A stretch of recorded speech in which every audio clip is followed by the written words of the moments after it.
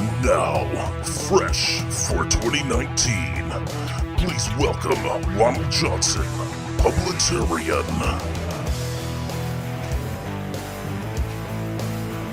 Thank you for that, announcer guy, but you didn't say Publitarian Podcast. Do you want to give that another try?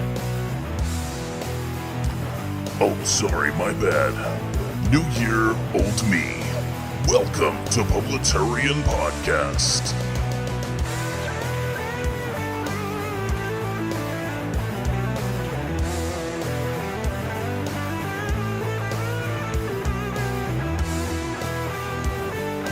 Thank you for that. That was so much better, announcer guy. Yes, this is Ronald Johnson, Publitarian, coming at you again with another episode of Publitarian Podcast, and this is episode 34, the first one of this year, and I believe I'm going to call this episode Prez Trump, The Wall. And the wall has been on everybody's mind. We've been talking about the wall ad nauseum. We're in a partial government shutdown because of the wall. And I just wanted to highlight some things that are happening. One of the real-world examples that happened today is I went to my local post office /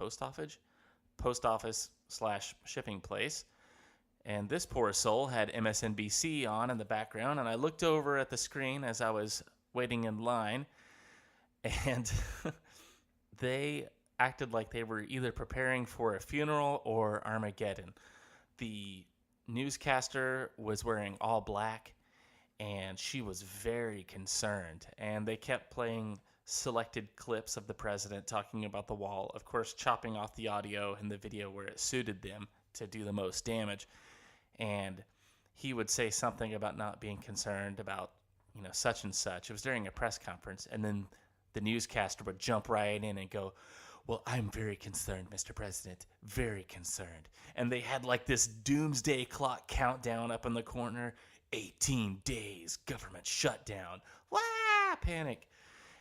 And if it wasn't for knowing that people seriously get their news from MSNBC, the example was the guy had it on, this would have been humor. I thought this would be like an SNL clip or something. And then they kept going with that, and I was still standing in line, and the newscaster was like, 800,000 people are affected by this. 800,000 federal employees. To where everybody that's not a federal employee, 330 million U.S. citizens, are like, so? Who's affected? Let's see, the IRS, don't care. The TSA, don't care. Mrs. Publitarian and I were talking about this morning, and she was like, now's a good time to show people that we really don't need the TSA. Of course, I took it a step further and was like, hey, now is a good time to show people that we don't need the IRS. I mean, besides the parks being shut down, we can keep it shut down for infinity for all I care. So what is going on with this wall? First of all, I wanted to bring something up. It will show a little bit of my ignorance, but at the same time, I'm using this ignorance that I had to highlight a point. Up until then candidate Trump in 2015 was talking about a wall and border security. Your humble tier 1 podcaster had no idea that we did not already have a wall. And the reason I say that is that would just be common sense, but of course I'm attributing common sense to our government. I thought all countries had walls. You know why we have walls? Because they work. And they show our border lines. And they keep people out. It's a physical barrier to keep people out that we don't want in to our country. A sovereign nation needs a wall to do that. It's really helpful. And I was just scratching my head because the president-elect at the time, but candidate Trump was talking about the need for a wall. And I was like, I didn't know we didn't have a wall. Okay, that's a problem, but we definitely need a wall. So what's laughable is I can't believe we're still talking about the need for or a need not for a wall. That's just common sense. There needs to be a wall up there. And I hear other conservatives and right-wingers and free-thinkers saying, oh, well, we can do it virtually. We don't need a wall. Okay. Yes, we can do it virtually. Yes, we could make it hard for businesses or make it punishing to businesses to not hire illegal immigrants. And if illegal immigrants can't get a job, that would take care of a lot of them. But a lot of them are on our system now. They're like in our welfare system, our school systems, you name it. So, a physical barrier would do a few things. One, it would show that President Trump is keeping yet another promise and a wall is going up. And of course, you and I both know that's what this really is about. This would give Trump a win and yet another promise kept that he could check off of his list. And the Democrats and the deep state cannot have that. Zero. There's no way. There's no way they're going to have that. So they're going to lay this government shutdown at the president's feet when the president has been saying, hey, I'm over here in the White House. I'm waiting to talk to you guys. I'm waiting to make a deal. Yeah. I don't know how it's going to go. He is hinting, the president, is hinting that he could declare a national emergency, which he can. It's in his constitutional authority to do so, and then take money that's already been set aside or apportioned to defense spending and put up the wall that way. I'm assuming get the Army Corps of Engineers together and have the wall that way. So the president also put out a meme on his account.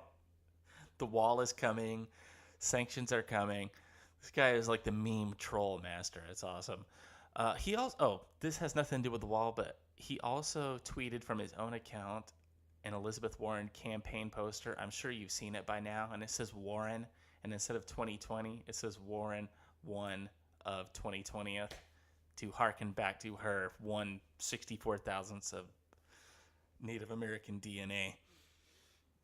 Anyway, so the wall would be a physical barrier. That would be a promise kept for our president. And like I said, the Democrats can't, Democrats. I was thinking hypocrite, and it was a Freudian slip. The Democrats just can't have that. They can't have any win for the president. As a matter of fact, one of my favorite, well, he is a podcaster now. He used to be a talk radio guy, an old curmudgeon by the name of Neil Boortz. At first kind of got me into libertarianism. He's actually changed his stance on this, and he's the one admitting that. He was like, hey, we don't need a wall. A wall is dumb. It's just going to waste money. And he's kind of had a red pill moment about that as well. And I thought that was cool because it's rare that he changes his mind on anything. Border walls work. And that's another reason why the Democrats don't want to give it to the president, because... Sorry, I had to take a drink. No beer fridge. The beer fridge is very sad. It's been unplugged since Christmas of 2018. There's no New Year's resolutions happening or anything. It's just that I haven't purchased any beer, so it's just running to keep the inside of the refrigerator cold. So, yeah, I'm not going to do that. So, anyway, that's the other reason the Democrats don't want the wall, is because the wall will work, and it will keep out potential Democrat voters. And don't even get me started on voter fraud. I'm still miffed about midterms 2018. 2018 midterms were just deluged with voter fraud. And you're not going to tell me otherwise. And I don't know why everything's not being investigated. Besides the Florida mix-up, I haven't really heard a peep from any other county, unless it's just making local news and I don't know about it. So anyway, that's why the Democrats don't want the wall, because it will keep out potential voters. And we all know how they like to let illegals and dead people vote in their roles. It's also why they're trying to get rid of the Electoral College, which is hilarious. Just the first Democrat House popping in 2019. Let's see what we got. We've got an idea of a 70% tax rate. We've got... I'm laughing about that. Poor AOC can't get out of her own way.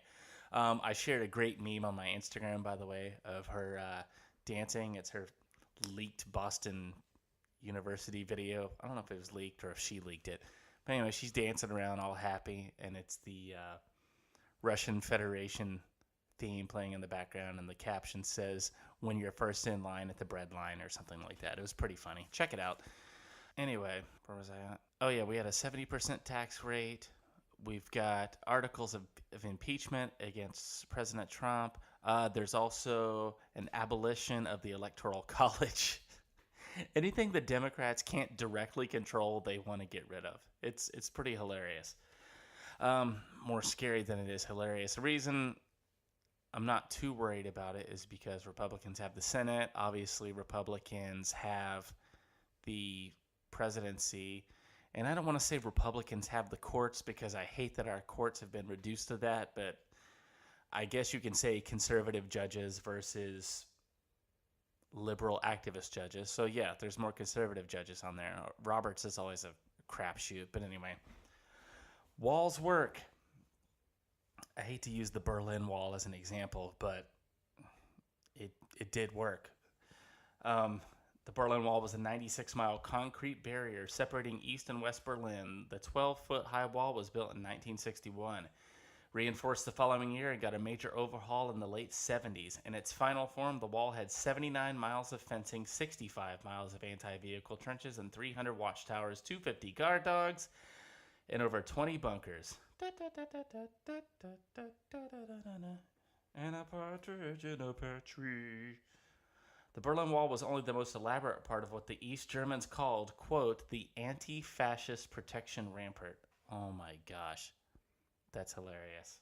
Which ran the entire length of East German-West German border.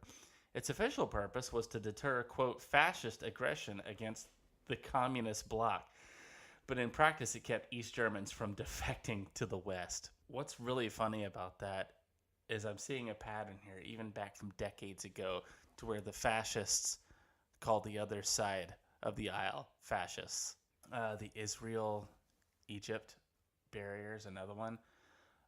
Let's see. The upgrade was finished in December 2013 at a cost of $470 million. The 16-foot tall barrier ran 152 miles.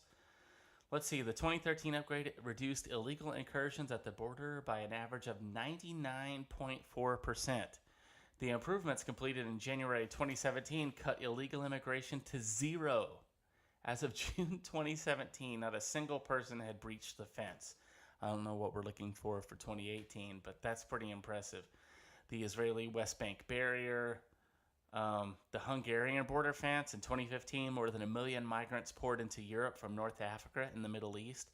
That year, 410,000 crossed the Hungarian border. On a per capita basis, that would be like 14 million illegal aliens entering the United States in a single year. Wow. In July 2015, Hungary began building a 13-foot-tall fence along its borders with Serbia and Croatia.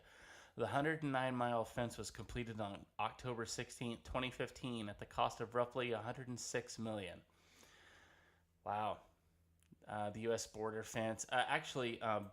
The Yuma, Arizona barrier, that's one locally. Homeland Security Secretary has been touting that border walls work and giving the Yuma sector example. The reason being, the Yuma sector was besieged by chaos as a nearly unending flood of migrants and drugs poured across the border. Even as agents were arresting on average 800 illegal aliens a day, we were still unable to stop the thousands of trucks filled with drugs and humans that quickly crossed a vanishing point and dispersed into communities all across the country. Wow, that's crazy. So the Bipartisan Secure Fence Act of 2006, supported by then Senators Hillary Clinton, Barack Obama, Joe Biden, and others, mandated the construction of hundreds of additional miles of secure fencing and infrastructure investments. Yuma sector was one of the first areas to receive infrastructure investments. It's crazy how the Democrats a decade ago want to keep illegal immigration down and keep illegal aliens out. I think once they figured out the voter rigging, the voter fraud, they decided they want illegal immigrants here. Reason being is they're losing the middle American white vote. And ironically, the evil rich Republicans, quote unquote, are starting to be just more middle class American citizens. And Democrats hate those. They want everybody to be like LA and New York. So that's why they're against it. They want more and more of an underclass, i.e., Central Americans, coming in and doing the shit jobs that they don't want to do. By the way, I'm going to call out Republicans too on this. I think a lot of Republican business owners and higher ups want the cheap labor, and they don't really want to do anything about it either. So that's why this is an uphill battle for Trump and just regular Americans, because we want the border secured, but also for drug trafficking and most importantly, child trafficking and human sex slaves. That's disgusting. The drug thing, the libertarian in me, I don't really care about that. I think we could save a lot of money by stopping the war on drugs. I mean, I love my President Reagan and I love my Nancy Reagan, but yeah, just that so much money wasted on that. You could talk about the merits of different drugs like maybe cocaine or heroin, but as far as marijuana goes, yeah, fighting an uphill battle there. Although CBD oil and hemp is legal now. Oh, by the way, for the record, I am not a pot smoker. I have never smoked pot. I just thought I'd throw that out there. I'm not against it. If you want to do it, I just don't really have any interest in it. I swerved off of my topic about the border wall. Anyway, walls work. Statistically, walls work. Common sense, we need a wall. Factually, walls work. Countries have walls. It's like the duh heard around the world. That's why when the candidate Trump was talking about it, I was like, what? We don't have a wall? Okay. Recently, Turning Point USA did a video where Charlie Kirk took a visit to the border wall, and the Border Patrol was showing him sections where it was just, it looked like a stick stuck in the ground and a couple of rocks. And he's like, this is the border wall here? And they're like, yep. And that's just common sense, folks. We need a wall.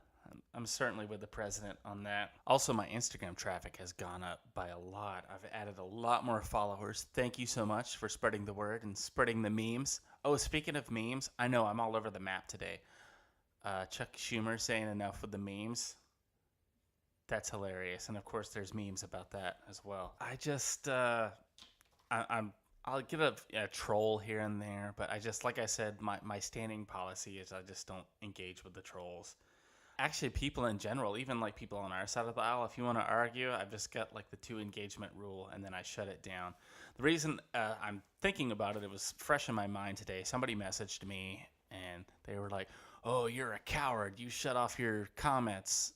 It was on one of these posts, I think, usually having to do with Islam. Those are the ones that Islam or socialism really brings in the trolls and the debaters. And this guy was like, you're a coward. You shut off your comments. And so I usually don't even like entertain those, but I don't know. I was feeling generous, so I messaged him back, and I was like, no, it's really just a matter of me having a phone and getting notifications, and I was tired of seeing the notifications for it, so I just shut it off. It could have been a patriotic bikini babe, and if I would have kept getting comments on it, I just shut it down. Or if arguments are happening back and forth, especially if it's like right-wing cannibalism and people are just, shit-talking back and forth, I shut that down too.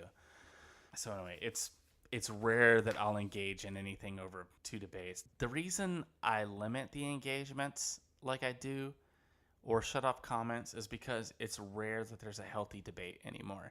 If I see a healthy debate going on, that's fine. But usually it's just people just butthurt with their feelings at 11, just shouting words back and forth at each other. And people on the right too. And it's just, I don't want to deal with that. I certainly don't want to deal with that on my page. Most people want to shout their feelings, and if you can't take what the other person's saying, then it's treated like a zero-sum game, and that person is gone. You just like, it's just crazy. It's so for my emotional well-being, I don't do a lot of engagements. I think that will do it for me today. That was my thoughts, feelings, and opinions on the wall. The reason the Democrats are fighting so hard and this partial government shutdown is still going on is because they know the wall is going to work and it's going to give the president a win. So I think the president is letting them stew in their own juices for a while, and then he's going to drop the hammer anyway and let the military build the wall and call it a national emergency, and then we're going to be done with it. We're going to have another wall, and it's going to be promises made, promises kept. Also, I really, really want the voter fraud stuff to be investigated. There's no way the American people are that dumb. I mean, I know that we're up against decades of public education. It is pretty much Marxist, liberal indoctrination centers. Seriously, if you have kids in the public school sector, pay the extra money. Find a way. Get a scholarship. Just get them out of public school, or you're going to be fighting an uphill battle. The reason I say that is because I was a good little liberal when I left public school. It's my Republican father was just beside himself. So anyway, that will do it for me today at Publitarian Podcast. Thank you so much for tuning in. You can find me at Instagram, obviously. I'm Publitarian. And then on any of the social medias, I am Publitarian. You pick a social media and put Publitarian in there, you will find me. Instagram is the one that I post the most on, and the others I just check in, when I can. I've got some good interviews coming up. I was actually supposed to have one today, and we had to cancel and reschedule, so I've got a couple of good interviews. I actually have 3 good interviews coming up, and maybe a 4th if I can kind of pin the guy down a little bit. But I don't like to announce that stuff until I actually have them talking. So anyway, thank you so much for tuning in to Publitarian Podcast. Happy New Year. Here's to a good 2019.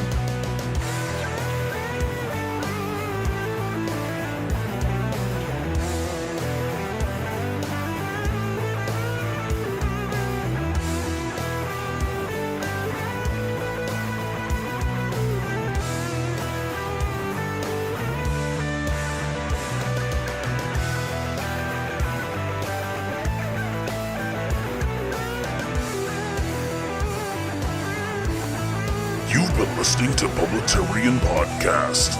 Copyright 2019.